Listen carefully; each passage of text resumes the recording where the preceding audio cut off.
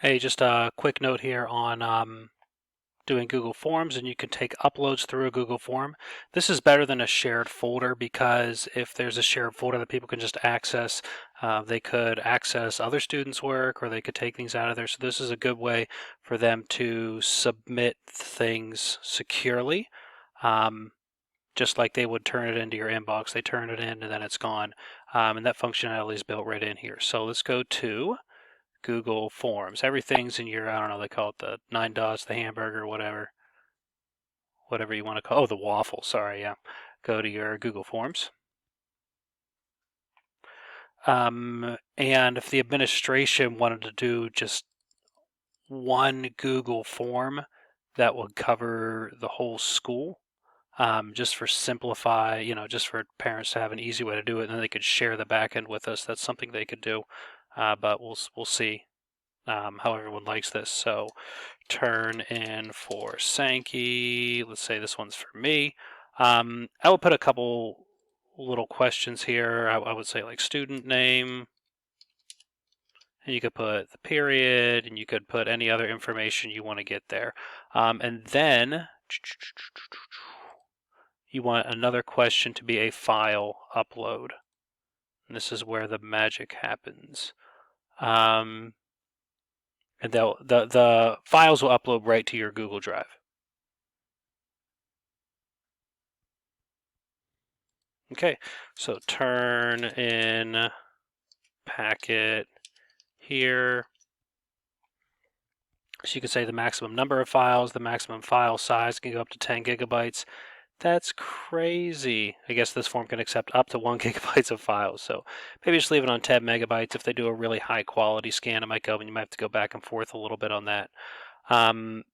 You could only allow specific types, so probably want to do mostly PDFs for the turn in, but maybe you're having them do a Word document and they could do it that way as well. And then let's get rid of this extra one. So let's see how this looks on the other end. Let's go ahead and see what the form would look like. So the student name is Sankey, and you can turn in the packet. Select something from my device. There's a picture of Mr. Bernie. That's a good one. It just happened to be there. That's weird. All right, upload. I swear I'm not stalking or anything.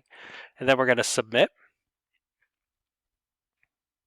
And then it's been turned in. So let's go back here and look at that response on the other end. I like to create a sheet of those responses.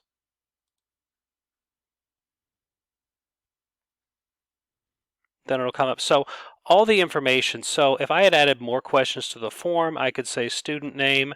If this is something that your team is sharing, you can say teacher name. You can have period as one, and that's going to help you sort out everything there.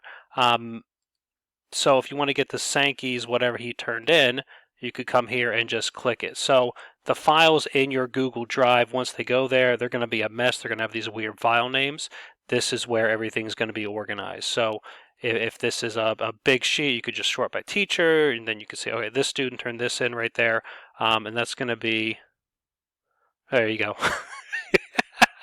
It's going to be a really nice way. So if someone else turned it in, submit another response. I have Karen here sitting beside me doing her GHS schoolwork, and then she will turn in, oh, I have Mr. Hardy there as well. If you stop by the front office, you'll see what I'm up to. And then we'll submit that one as well.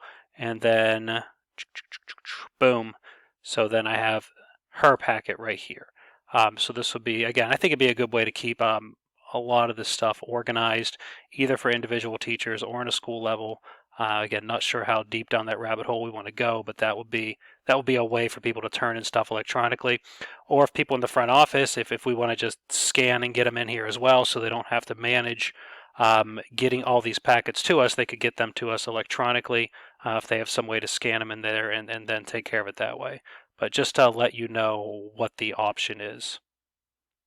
Thanks.